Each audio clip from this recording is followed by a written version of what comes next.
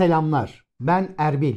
Bir şeyler yapalım kanalına hoş geldiniz. Yeni bir seriye başlıyorum. Bu yeni seri 3 boyutlu yazıcılara gönül verenler veya yeni başlamak isteyenler, hatta yeni başlayanlar için bir rehber olacak. Bana gelen çok fazla soru var. Bu soruları bu video içerisine yayıp sizlere güzel bir anlatımla, becerebildiğim kadar güzel bir anlatımla ulaşılabilir bir rehber olma adına böyle bir seriye başladım. İnşallah hoşunuza gider. İlk videomuz hangi yazıcıyı almalıyım? Şimdi ona bakalım.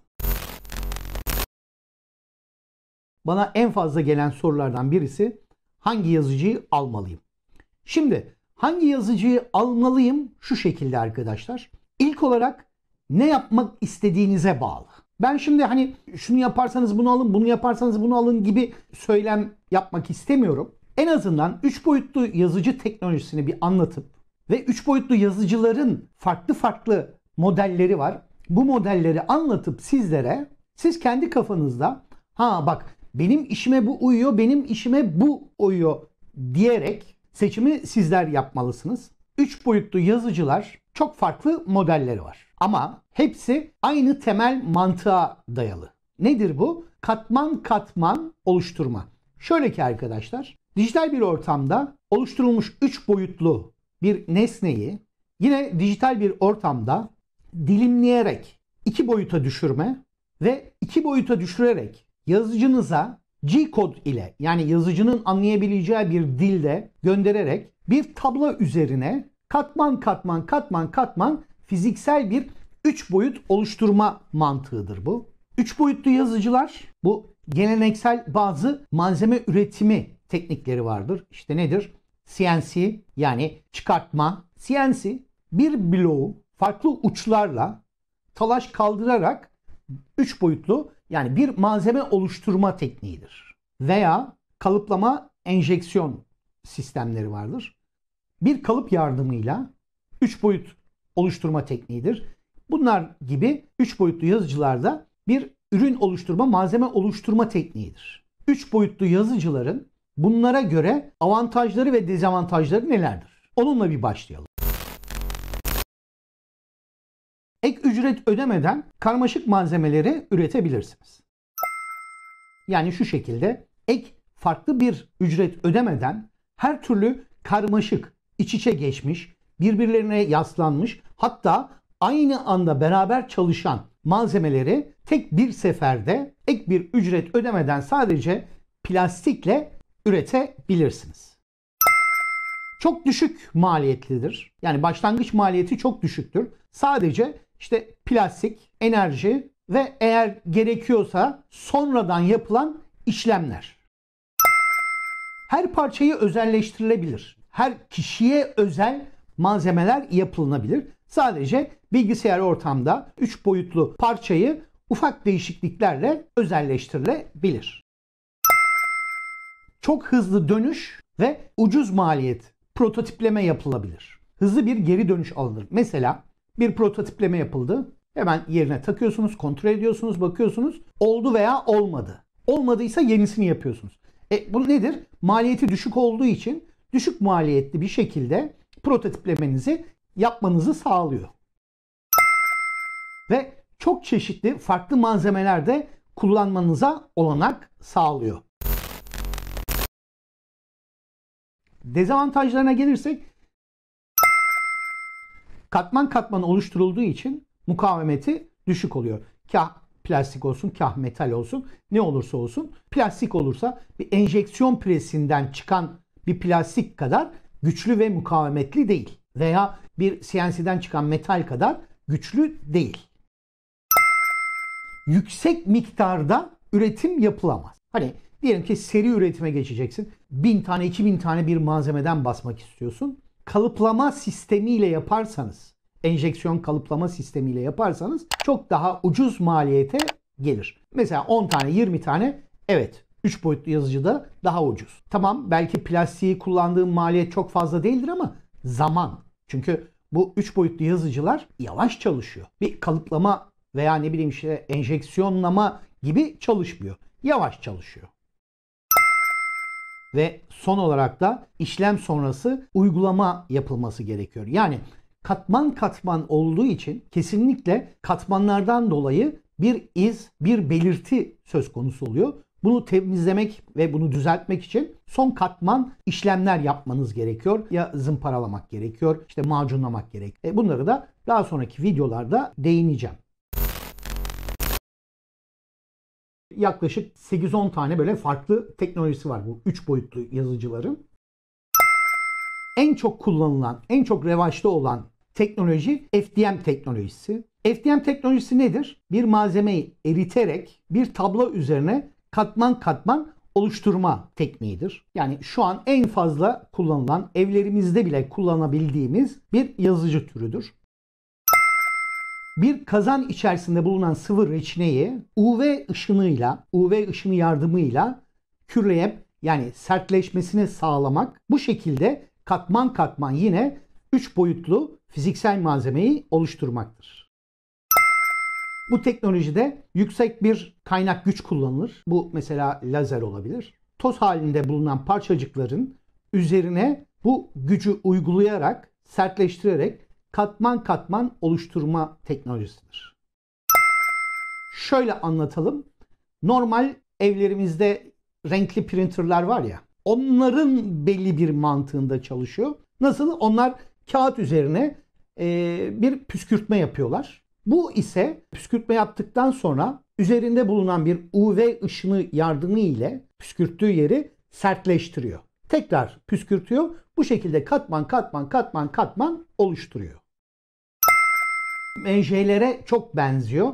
Nasıl çok benziyor? Bunlarda bir UV ışını kullanılmıyor. Bir bağlayıcı, bir özel sıvı ham maddesi var. Yine bunu toz üzerine uyguluyor. Örneğin şöyle bir alçı diyelim. Bir alçı katmanı var toz şeklinde. Düzeltiyor. Üstüne bu sıvıyı koyuyor. Sıvı donduktan sonra tekrar ikinci katmanı geçiyor. Bu şekilde katman katman ilerliyor. Şu an yeni bir teknoloji bunlar. Hatta bunlar hybrid.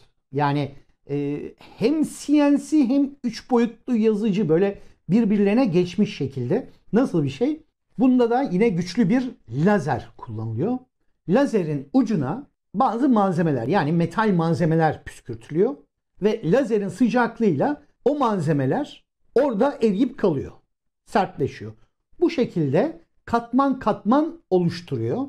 Ve başka bir uçta CNC mantığında bir talaş kaldırarak o yüzeyi daha pürüzsüz, daha temiz bir hale getiriyor. Söylediklerim çoğu endüstriyel makinalardır. Bizim evlerimizde en çok kullandığımız yazıcı FDM ve SLA yazıcılardır. Şimdi onları biraz daha geniş inceleyelim. FDM teknolojisi yazıcıları 3 farklı modeli vardır. Yani temel anlamda 3 farklı yapıdadır. Birisi Cartesian, Corex-Y ve Delta. Cartesian en çok kullanılan modeldir. Şu an dünya çapında en çok kullanılan model Cartesian tipidir. Cartesian tipi yazıcılar tabla Y ekseninde hareket eder. Kafa ise hem Z hem de X yönünde hareket eder. Kafa X'e yükseldikçe katmanları oluşturur. Bunun çok fazla tercih edilmesinin nedenlerinden başlıca şunlar olabilir. Küçük, yani çok fazla yer kaplamaz. Hafiftir, kurulumu kolaydır, diğerlerine göre daha ucuzdur. Hemen bir yerden bir yere götürüp direkt başlayabiliyorsun. Çünkü hem hafif hem bir de yani böyle çok kaba durma. Peki bunun negatifleri nelerdir? Sadece 4 tane vida tuttuğu için ana Z gövdesini çok stabil değildir gövdeleri. Tabi bayağı demirden yapılanları da var. Kalın demirden yapılanları gövdeyi stabil, daha sağlam tutmak için. Bu sefer de ne oluyor? Ağırlaşmaya başlıyor. Gövde çok sağlam olmadığı için titreşimleri çok iyi absorbe edemez. Ama tabi yeni farklı modeller çıkıyor. Yine bu Cartesian tipinde. Kimisi milli var, tekerlekliler var. İşte tekerlekliler titreşimi biraz daha absorbe etmek için kullanılıyor. İşte motorlara farklı sürücüler geldi. Daha az titreşim yapan sürücüler kullanılıyor. Bu şekilde daha fazla insanlar bu modeli tercih ediyorlar. Korix Y'de ise tabla Z ekseni üzerinde hareket eder. Kafa ise hem X hem Y'yi aynı anda kombine olarak çalışır. Bunların artıları şöyle anlatayım ben size. Korix Y makineler dört tarafından bağlandığı için daha stabil makinelerdir. Diğer kartezyenlere göre. Bundan dolayı da stabil olduğundan dolayı titreşimi daha iyi absorbe ederler. Ve bundan kaynaklı olarak da daha hızlı yazdırma yapılabilir kartezyene göre. Ama negatifleri nelerdir? Büyüktür, çok yer kaplar, ağırdır çünkü daha fazla profil kullanılmıştır. Ha bir de artı olarak da işte yanlarını rahatlıkla kapatıp ABS veya daha farklı malzemeler kullanabilirsin. En az kullanılan modellerden birisi de delta tipidir. Delta tipinde tabla sabit kalır. X, Y ve Z eksenlerini sadece bir kafa yapar. 3 tane kol vardır. X, Y ve Z hareketini yapabilirsiniz. Dezavantajları nelerdir? Bir kere tabla ayarı yapmak gerçekten çok zor. İkincisi boyları çok yüksek olur. Çünkü bir kendi kolu var, bir de baskı alanı var. Bundan dolayı boyları yüksek olur. Daha karmaşık bir yapıya sahiptir. Bundan dolayı da çok fazla kullanılan bir model değildir deltalar. SLA veya DLP. Bunlar deminki FDM teknolojisi gibi farklı ayrılmıyorlar. Bunlar isim olarak farklı ayrılıyorlar. SLA veya DLP. Türkiye'de aslında bunu biraz yanlış biliyoruz biz. Yani aslında DLP olan yazıcıya biz SLA diyoruz. SLA'ya da DLP diyenler var. Şimdi bunu nasıl ayrıştırabiliriz? DLP yani Digital Light Projection.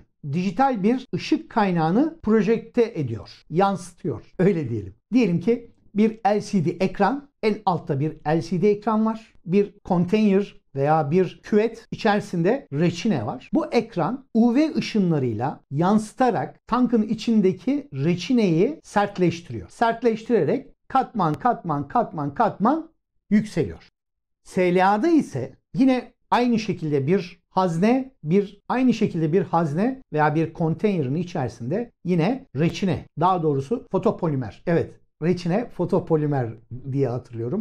Doğru hatırlıyorsam. İçerisinde reçine fotopolimer var. Bir lazer kaynağıyla, aynalama sistemiyle, önünde bir ayna olarak, aynalama sistemiyle bir asansör üzerinde aşağıya indirerek malzemeyi oluşturuyor. Bu iki teknoloji de bu şekilde. SLA veya DLP yazıcılar arasında farklar nelerdir? Şöyle anlatmak gerekir. İlk olarak hız. Hız ikisi arasında farklılıkları var. SLA yazıcı lazerle nokta nokta katmanları oluşturmaya çalışıyor. Fakat DLP ise bir katmanı tek bir kerede kürlüyor. SLA yazıcı katmana birkaç tane lazer var. O lazerler nokta nokta içerideki reçineye UV ışınıyla katmanı oluşturuyor. Lakin DLP ise bir ekranla yansıtma yapıyor, projekte ediyor. Aynı bizim projeksiyonlar gibi tek bir katmanı bir kerede kürleyebiliyor. Bundan dolayı da arada gerçekten zaman farkı oluyor. SLA yazıcılar daha yavaş, DLP'ler ise çok daha hızlı. Hele bir de şu son zamanlarda 4K yani LCD ekranlarla yapıyorlar ki bunu. İşlem neredeyse kendi aralarında bile 1/3 oranında hızlanmış oluyor. İkinci olarak da yüzey önemli. Yüzeyde SLA yazıcılar daha ince çalıştıkları için daha düzgün yüzeyler elde edebiliyorlar. Ama DLP'ler ise bildiğiniz gibi hani televizyonlarda da bir çözünürlük veya ekranlarda da monitörlerde de bir çözünürlük veya keskinlik olayı olduğu için ekrandan verilen ışık çok fazla keskin olmadığından dolayı yüzey SLA'ya göre biraz daha az detaylı veya daha pürüzlü olabiliyor. Lakin bunu FDM ile kesinlikle karşılaştıramam. FDM'den çok daha temiz bir yüzey oluyor ama SLA tabii ki çok daha yavaş yaptığı için, ince işçilik yaptığı için daha düzgün, daha güzel bir yüzey elde ediyor. DLP yazıcılar daha az eklemli ve hareketli malzemelere sahip. Yani mesela SLA'da işte hem lazer var, lazerin aynası var. daha fazla hareketli malzemelere sahip olduğu için daha çabuk bozulma imkanı olabilir. Son olarak da ikisi de fiyat farklılıkları var. SLA'lar tabii ki çok daha pahalı. DLP'ler ise çok daha ucuz. Yani neredeyse 5'te 1 oranında fiyat farkı var. Şimdi ama iki yazıcının da FDM'e göre başka negatifleri. Nedir negatifleri? Bir kere bir kimyasal likit bir reçine içerisinde yapılıyor. Sonradan temizlenmesi, işte eldivenler, maskeler, yıkama, kürleme işlemleri. Tabii bunlar için özel makineler de var. Ayrıca bir para vererek kürleme makinesi de alabiliyorsunuz. Ama bunun son işlemi, kürleme işlemi, şu işlemi, bu işlemi daha uğraştırıcı. Ama FDM'e bakılırsa işte FDM'deki yüzeyin kalitesi için de macunlama, zımparalama derseniz aslında SLA veya işte DLP'lerin daha kolay. Evet arkadaşlar, tüm 3 boyutlu yazıcı teknolojisini sizlere anlatmaya çalıştım. Dilim döndüğünce anlatmaya çalıştım. Ben bu işte mühendis değilim. Bunları üretmiyorum. Ben de sizler gibi bu işi öğrenerek, kendim araştırarak, elimde kurcalayarak, tamir ederek, bozarak öğrendim. Ve bilgilerimi sizlere aktarmaya çalışıyorum. Eğer hatalarım varsa affola diyorum. Bundan sonra yine bu tarzda bu işe yeni başlayanlar için farklı videolar yapacağım. Umarım güzel bir rehber olur. Tekrardan teşekkür ederim. Hadi hep beraber bir şeyler yapalım. Bir şeyler yapalım her millet. Sen de hayallerini oluştur evinde. Bir şeyler yapalım her millet. Hadi bir şeyler yapalım her millet. Bir şeyler yapalım her millet. Sen de hayallerini oluştur evinde. Hadi